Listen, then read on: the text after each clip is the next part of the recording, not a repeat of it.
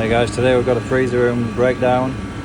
Got the compressors tripping the circuit breaker as soon as you turn it on. Got the compressor disconnected at the terminals. Right now this is a three-phase compressor, as you can see at the top, 380 to 400 volts. And we're measuring the resistance across these windings. All three of them should be equal. Got our multimeter set at ohms.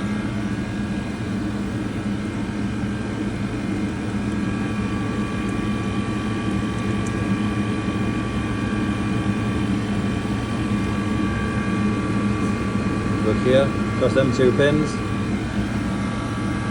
got 335,000 ohms, which is absolutely crazy. Go across these two.